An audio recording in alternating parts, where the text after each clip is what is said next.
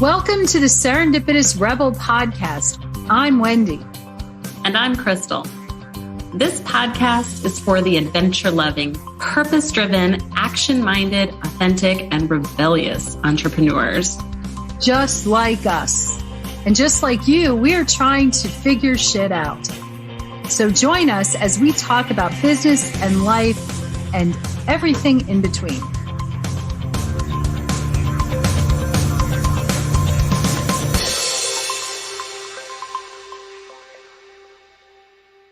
Welcome back to the Serendipitous Rebel podcast. My name is Crystal, and I'm joined by the brilliant, the beautiful, the giving me the most horrified look on Zoom right now, Wendy. Hello. She's just looking in the mirror and commenting about herself. Well, I mean, I can see both of us. I think we both look pretty great today. And we have beautiful Costa Rica backdrops on our screens. I'm just going to transport out of this rainy, drizzly weather that I'm experiencing here in Texas. And you're experiencing rainy, drizzly weather too. And if it's got to be rainy and drizzly, I'd rather be in Costa Rica. Amen. So today, Wendy and I have been talking behind the scenes. We are working on our masterminding opportunity in Costa Rica this fall. When we were putting it together, I kept calling it a mastermind and Wendy kept calling it masterminding. We thought that would be a really interesting topic for today. What is the difference between mastermind and masterminding, and why the distinctive difference? That question's to you. You know, it's an interesting thing. Well, first of all, this is my own making. And I am convinced that I'm going to make masterminding the new verb. This is the new verb. I think that a lot of us have gone to masterminds, which obviously is a noun. What we end up doing is we sit around, and sometimes they're in absolutely lovely hotels or lovely Airbnbs. And we sit around and we have our pads of paper in front of us. I think that a lot of times it's around like hot seats where one person is called up and you're fried up like an egg on a stool in the front of the room. And if anybody wondered, Wendy hates hot seats. Yeah, I process differently. And I think that I'm actually more the norm than everybody. I've always think that I'm just the only one, but I don't really think that anymore. No, they're very uncomfortable. Yeah. First of all, you're put on a hot seat about a question that you have, and you spend time thinking, is it too personal? Is it generic enough? Will anyone else give a crap? All these kinds of things. So I'm not paying attention to anyone else. A lot of times it's steered towards who is organizing the retreat or the mastermind. I think that the interesting thing is that my background is adult education. My background is doing retreats at the higher education association level. I think that people think that doing masterminds or doing retreats, it's easy. And all you have to do is get people in a room and you can give them advice. I think that that's really, when you think of a mastermind, that's what it is. Oh, don't get me wrong. It's not that it's not helpful. I feel that taking a different twist adds so much to it. And I think your next question, I can read your mind. It's actually the bubble that's over your head that's saying, well, what do you mean by that? I think we've been working together too long. Yeah. The bubble that's in the waterfall. What do I mean by that is, when I think of masterminding, I think of activity. I think of active movement. Mm-hmm. I think of doing things that take us outside of the comfort of a meeting room or a couch, sofa on Airbnb, and put us in places where we're stretched. Where it's multisensory. I really do think about the retreat. Retreat, mastermind, whatever you want to call it, that we did in Costa Rica, that was very active. We would start in the morning with a working breakfast, which in and of itself is an activity because you're actually eating, well, maybe not all throughout it, but you're eating, you're having your morning beverage. And it's always interesting, I have to throw in there, to watch people drink their morning coffee or drink their morning tea and the looks of utter delight on people's faces. Anyway, I digress. And then you're off, you're out, you're walking around, you're seeing different things. You're really bonding with other people in a different way. It's an opportunity to say, hey, what'd you think about the question this morning? Or how do you really feel about blah, blah, whatever? What I think is so powerful is that when you're in nature or when you're out in space that's outside of your comfort zone, you don't necessarily know what will happen. And what do I mean by that? I mean, we went zip lining and there were 10, not routes, but 10, what do they call them? Zip lines? 10 courses. 10 courses. Yeah. One, I have a fear of heights and I've never done this before. And I made it to number 3 and I was jumping for joy. I was ecstatic. I mean, I didn't care that the rest of you went on to number 10. I was like, whoa. For me, that was a huge moment of overcoming something. And after that, I had this adrenaline flow that had me yammering forever. You may not tell from the podcast, I'm not usually a yammerer. She is a yammer post a workout. Yes. Post a thrilling experience. But I think we all are, because we all kind of get that boost of adrenaline in our minds. Yes. We lose that when we are stagnant, sitting behind a computer. Exactly. Or sitting behind a desk or sitting on a couch or sitting in a meeting room all day long. Exactly. Our brains can only process so much. I joke around that aren't we sitting on our brains a lot of the time anyway, and we have to get off of that? Yes. Yes. Yes. Ooh, yeah. I like that. Because the conversation didn't start at working breakfast. So working breakfast started with the prompt of the day of whatever the curriculum was working around. The conversations continued. The conversations continued in the bus ride. Participants had time to ruminate and process, which is something I really appreciated as a processor myself. And Wendy, you're a processor, isn't that correct?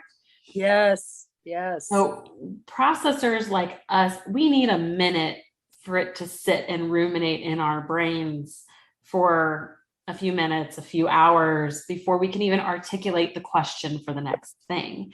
You're unable to do that when you jump from topic to topic to topic every 45 minutes in a conference or in some of these other mastermind opportunities that I've seen out in the entrepreneurial space. It's really just bringing in a bunch of speakers to talk and sell, talk and sell, talk and sell all day for however many days. While that is really, really valuable, what's the best part of those masterminds? Oh, I'm raising my hand. Call on me. Go. Best part of that is the time that you have outside of the room. It's a friend / biz buddy of mine was telling me that she recently went to a retreat and the best time was by the pool, where she and some of the other participants had the chance just to hang out, enjoy. Again, it was a change of scenery. And really, they had such an amazing chance to chit chat, get to know each other better. With that comes the magic of, oh, I now have someone I can call upon. Now I have someone I can trust. Know, like, and trust on a really deeper level. Really a much deeper level. It's more of an active participation. And one of the things that I've had the privilege of doing in my professional life since, okay, we're not going to talk about that.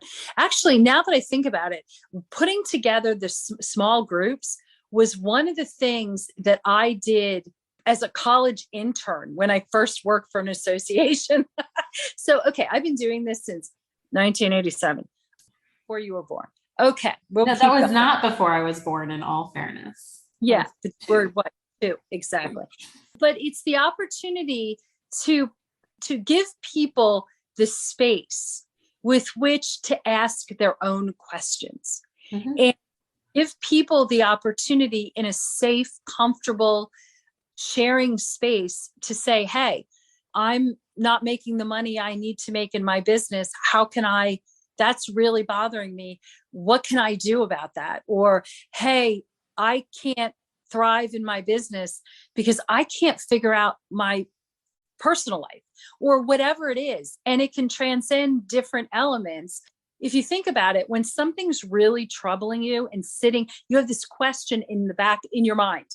Mm-hmm. And as we know, what we think about expands and expands and expands. Unless you get the answers to these questions or help solving problems or challenges, you can't really grow. You can't really, whether it's growing, whether it's getting unstuck, whatever it is. I really think, and I've seen how masterminding gives you the opportunity to bring to light what is really on your mind, in your heart, and take it to a different level because you're getting the answers you need.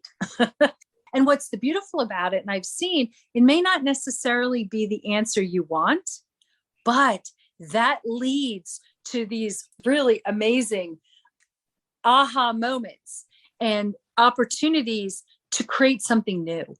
And I've seen it happen. That's what I absolutely love about masterminding. Masterminding. It's actively doing the mastermind. It's actively having the conversations, because you're right. And I think it's really that whole multisensory experience that's part of it. It's incorporating the ability it's walking and chewing gum at the same time, plus smelling beautiful air or smelling beautiful flowers and feeling, the beautiful warmth of the sun. And it's incorporating maybe something that's a bit of a challenge. I mean, I think of one of our amazing attendees in Costa Rica. She did some hiking that I'm so proud of her for what she did. Mm-hmm. Recently, she did it again. I think today. Oh yeah, she did. Yeah. Yes, really, it's door opening. It's absolutely door opening. It's an adrenaline hit that you want to continue. Well, and what was really great about that participant's experience was that she did it's going through the motions of everything that we tell entrepreneurs to do and what the entrepreneurial experience is, which is you have to actively do stuff. You have to do things outside of your comfort zone. You have to push yourself beyond your limits of what you did not imagine is possible. And the more you do that, the more confident you are to do it again. Yes, exactly. Exactly. Yes, that was beautifully put, by the way. I have my moments. Yeah. Yeah, probably more than just one. When you can take a traditional mastermind, which is, again, sitting in front of lectures, sitting in a meeting room, not actually enjoying the location that you're a part of until much later in the evening, and then you're trying to smush in all of the good stuff, because it was the same thing for me. I went to a conference in Orlando in February, and the best part of it was the networking and the organic conversations that took place in the evening. And it was even the decision for some of us to skip some of the more organized events because we wanted to network and talk with each other more, because we were really learning more from each other than we were learning from the actual event. It was the ability for us to all kind of go round table and say, all right, this is the one thing I'm really struggling with in my business right now. What do you guys think? And when you can attend a mastermind event of that caliber, you're bringing people to the table that have great experience, great business experience, great life experience, and other perspectives that they can bring to the table that kind of get you out of your own bubble. Because oftentimes we get tunnel vision in our own businesses and in our own world to the point that we don't even know what we need at any given time. But what is amazing about working with Wendy for me is that she thinks differently than I do. And so she often has a different perspective or a different way of looking things. Sometimes it pisses me off, but she pushes me out of my comfort zone to say, hey, have you thought about it this way? Or actually, I think it would be better if we did it this way. And really drills into, I really don't think that's the problem. I actually think that this is the problem. And you need to process those things out loud with other entrepreneurs. And you need to have that opportunity to do that, especially when you're a solopreneur and you don't have a team of people that you work with daily to do that. Because Wendy and I have each other to build off of, terrifyingly enough. But not everybody has that. And so you need to talk to other people about it. Yes. I mean, I guess I should say more than just yes. The other thing that pops into my mind is that it's also this level of community that builds, that when you understand, when you're in a position where you've shared and shared physical experiences, shared business, experiences about your business, it creates a community that, first of all, that extends beyond the time. These are your business people. These are your, this is your, your tribe or whatever. Whatever you want, however you want to call it. But there's a real beauty to what can come out of that, a beauty about the camaraderie. And really, when you share experiences, you really find your like-minded tribe. And that's powerful and so valuable. Actually, it's invaluable. I think about who has, I think about you, but I also think about Irina Chase Miller, who I have been on a number of, she came to Costa Rica with us. Plus I've been on a number of masterminds with her, and you develop a trust. You develop, when you're sitting next to someone, when you're sharing a glass of wine, when you're breaking bread, when you're also listening, later, well, I was going to say late night conversations. I'm never a late night person. So later evening conversations or things like that.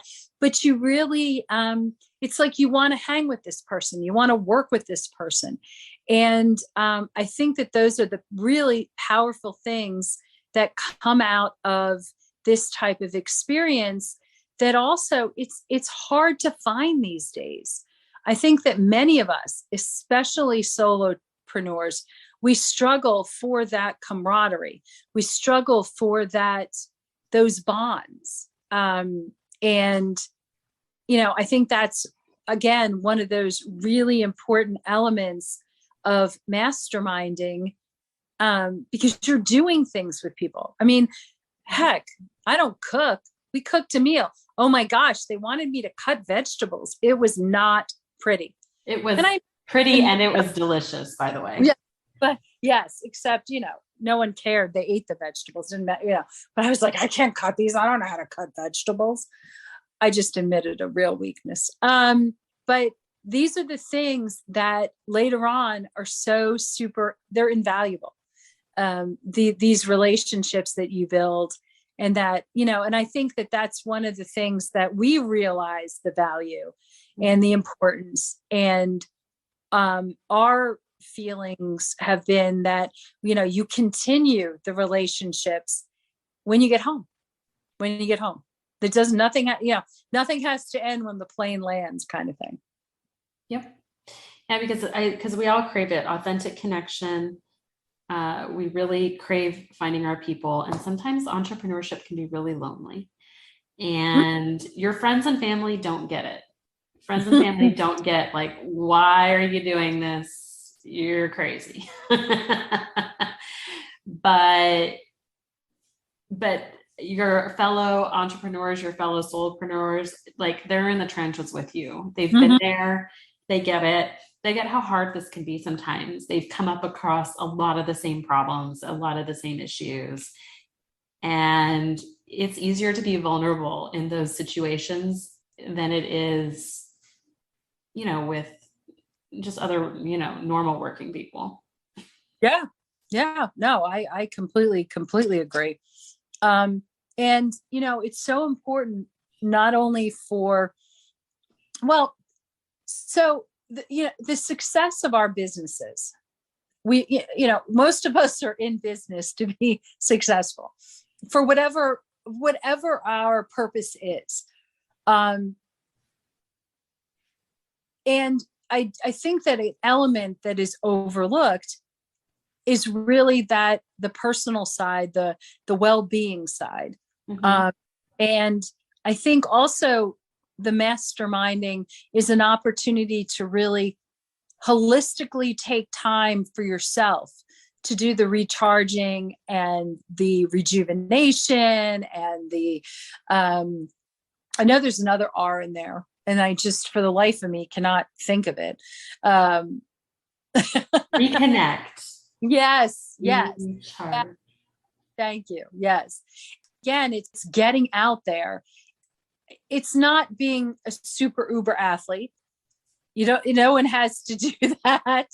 It's wanting to enjoy some nature, try something new, have some experiences that you now can share with other people, and things that actually really get you excited when you get home. And I think that's also a really important piece as well, is that you're so rejuvenated that you're like, I'm ready. I mean, we launched a program right after we got home. What? Yeah. We did. Actually, the funny thing is we worked on it the entire plane ride home. And I know actually for a fact that there were others doing the exact same thing. Because it's also like, how does this benefit my business? Well, your own personal mental health and well-being is super beneficial. Mm-hmm. And for those of us who live, just to kind of reiterate, those of us who are solopreneurs or were solopreneurs, we live a very sheltered life, and we don't necessarily have other people who then become your cheerleaders, who then become your advocates, who then become your critical ears. It's such a valuable your sounding board to talk you off the ledge when shit's hitting the fan, because it's gonna hit the fan. You need your squad. Exactly. And it's not always easy to find people. And this is such a wonderful opportunity, because we say up front that we are, and therefore looking for, people who love adventure. So there are some people who be like, no. Well, you know what? And my answer to that is, oh my gosh, that's fantastic that you know yourself well enough to really know right off the bat. And for someone who's on the fence, I say, oh my gosh, give it a try.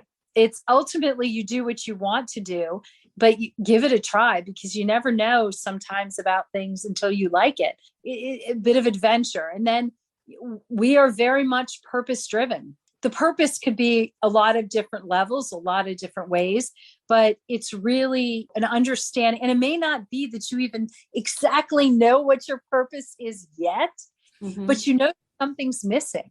I think then that's an important piece of it too. I knew that there was just something missing before I did a lot of the work on, really what is my purpose? We talk about being action minded, and that's not only, hey, I'm physically moving, but that's also, I'm ready to do the work I need to do in my business to take it to whatever level I want it to be. And that could be, you're going from 5 figures to 6 figures, 6 figures to 7 figures, whatever. It could be hey, I'm a lifestyle. I want to be able to cut back my hours without really cutting back my income. Whatever it is, it could be, I just want to find balance in my life. Whatever it is, there's definitely some value to the holder. And then we always want authentic and rebellious people to hang out with. So I think it's kind of cool that, and what we hope and want and desire for all entrepreneurs is that they can drill down that deeply and say, well, this is who we want to hang out with. This is who we want to. And if you don't, just stay away. And that's or come hang out and see if you like us and see if any of that resonates with you at all. And well, certainly nobody looked back on their life and went, man, I wish I had just a little less adventure or a little bit less fun. Well, I'd hope not. You never know. All right, guys. Well, I think that is a wrap for today. Let us know what you think about mastermind versus masterminding and which you would rather do. Have a great day, guys. Bye.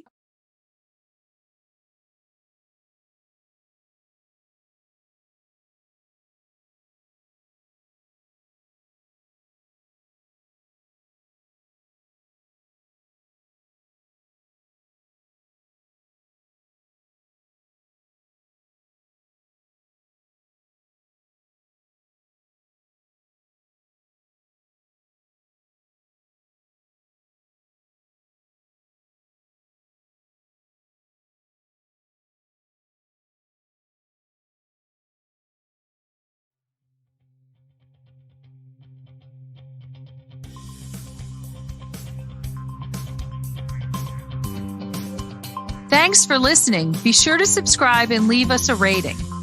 But only if you liked it. Otherwise, just keep it to yourself. You can learn more about our upcoming masterminding opportunities on our website at serendipitousrebel.com. And if you have topics you'd like to hear about, be sure to submit them on our website or DM us on social media. Hey, see you next week. Bye. Bye.